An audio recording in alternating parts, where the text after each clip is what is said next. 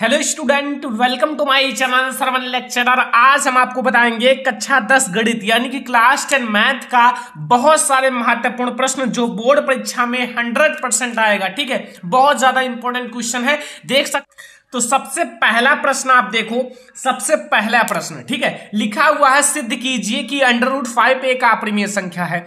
ये बोर्ड परीक्षा के लिए सबसे ज्यादा इंपॉर्टेंट है। ठीक है, ये आपके लिए बहुत ज्यादा इंपॉर्टेंट प्रश्न है और आपको बोर्ड परीक्षा में इसको सॉल्व करके ही जाना है। ओके, इसको बिना लगाए बोर्ड परीक्षा में नहीं जाना है, क्योंकि ये आपकी बोर्ड परीक्षा में जरूर आएगा। सिद्ध कीजिए कि √5 एक अपरिमेय संख्या है। तो इसको सिद्ध करने के लिए सबसे पहले आपको मानना पड़ेगा कि माना, देखो, इसको सिद्ध करने के लिए सबसे पहले आपको मानना पड़ेगा कि माना जो हमारा √5 है एक परिमेय संख्या है।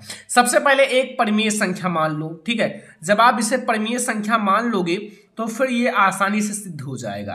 तो माना ये हमारा क्या है, एक परिमेय संख्या है। ठीक है, √5 एक परिमेय संख्या है।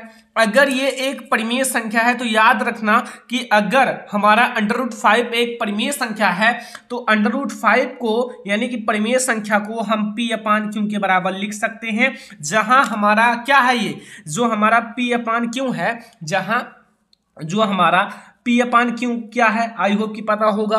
P और Q क्या है, सहअभाज्य संख्याएं हैं। सहअभाज्य संख्याएं हैं। सहअभाज्य संख्याओं का मतलब क्या होता है, जिसका अभाज्य गुणनखंड या उभयनिष्ठ गुणनखंड केवल एक हो। ठीक है, केवल एक हो। सहअभाज्य, ठीक है, सहअभाज्य संख्याएं हैं। ठीक है, ये क्या है, सहअभाज्य संख्याएं हैं। इतना याद रखना, ये याद रखना बहुत ज्यादा इंपॉर्टेंट पॉइंट है। जहां P और Q क्या है, ये सहअभाज्य संख्याएं हैं। ठीक है, और यहां हमारा Q जो है, ये Q की वैल्यू 0 के बराबर नहीं होनी चाहिए। बस, तो इतना आपको समझ में आया, आई होप कि समझ में आ गया।